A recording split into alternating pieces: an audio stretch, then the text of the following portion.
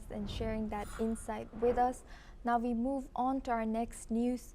In a fresh development in the Russia-Ukraine conflict, Ukrainian prisoners of war have returned home following a new swap deal with Russia. Relatives emotionally welcomed the freed soldiers, many of whom spent over 3 years in captivity, mostly after their capture during the 2022 defense of Mariupol. The latest exchange carried out under the Istanbul Agreements included wounded troops, soldiers with serious health issues, and young defenders under the age of 25. Hundreds of families gathered near a local hospital hoping to see their loved ones or receive any information about missing service members. Despite ongoing hostilities, both sides have continued prisoner swaps following recent negotiations between delegations in Istanbul. Meanwhile, in Brussels, EU leaders have unanimously agreed to extend sanctions against Russia for another 6 months. The renewal dispels concerns that Hungary, a close Moscow ally, might block the decision. The move keeps in place sweeping restrictions, including the freezing of over 200 billion euros in Russian central bank assets. Through early 2026, EU officials confirmed that they had prepared contingency plans to maintain pressure on the Kremlin if Budapest refused to cooperate. French President Emmanuel Macron and European Council President Antonio Costa have shared their views on the sanctions issue. Let's hear what they had to say. Aujourd'hui, ce qui reste d'actualité, c'est la seule proposition concrète qui a été faite, celle d'un cessez-le-feu inconditionnel.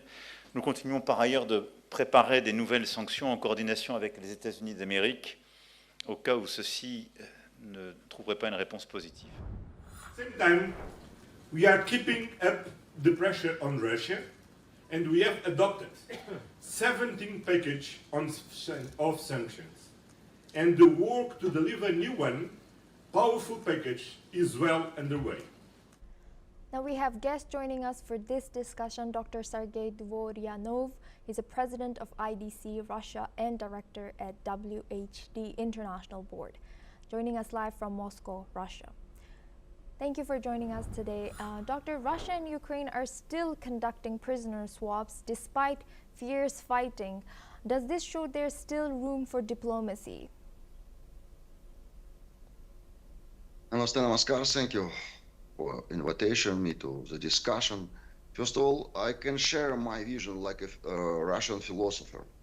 From the philosophical point of view, historical point of view, and spiritual point of view, we can see that situation, conflict between Russia and Ukraine is not conflict between Russian and Ukrainian nation. It's actually a proxy war which was created and organized by Western Alliance. Why? Because right now the new reality is a multipolar world. And Western Alliance, they want to continue their policy where they are like a privilegious club of the Western countries, and they dictate and create the rules of the policy. It will not, this position will not exist in the future. We not start our aggression against Ukrainian nation. We start our support of Russian-speaking population in eastern part of Ukraine. And this is true, which can already confirmed a lot of times by European human rights activists and famous politicians and the independent politicians that yes, Russia want just to create justice like a main moral principle of international relationships. If we want to expect justice, if we expect, if we want to expect in future like justice like a main moral principle, we should support Russian Federation in our policy, because we in our history never and ever we put aggression on any nation. And come to the point. Right now we can see Donald Trump and America, even they are changing regarding conflict between Russia and Ukraine. And right now, Donald Trump is a big peacemaker and a very big activist to prepare this peacemaking dialogue. But unfortunately, all European leaders, they're together in one boat. They continue this policy where they can put pressure, sanction on the Russian Federation. But I want again confirm and remind to all audience, our Western audience, that our country is not such kind of a country which can change our policy because of the pressure of the sanction, because we're truth lover. We're policy is created because of the dharma, universal moral principle. That's why, of course, Russia will be not weak when Western countries will grab and take out our assets from banks and use these assets against us. Because God, he can see everything, and God is a witness of all activity, and God is a witness, of course, all activity of our national leader, Vladimir Putin, who is follow to Dharma. And soon we'll see the results, how all this Western European alliance will be completely destroyed because of their cheating activities. And building on that, Dr. Sergey, much of Western media paints Russia as the aggressor and Ukraine as the victim. How would you challenge that framing from your perspective? Of course, obviously, because it's a proxy war. In proxy war, anybody can call to the white that is a black, to black that is a white, and change all the colors.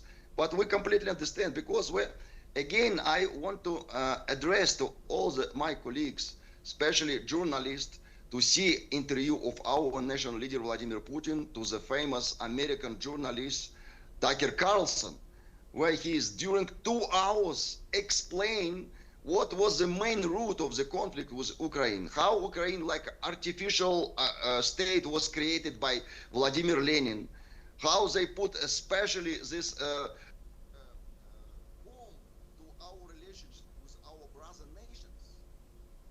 I am completely sure. I know that during this proxy war, everybody from the western part of the world tried to put some blaming on our country. But thanks God, right now, more and more audience understands the truth, historical truth.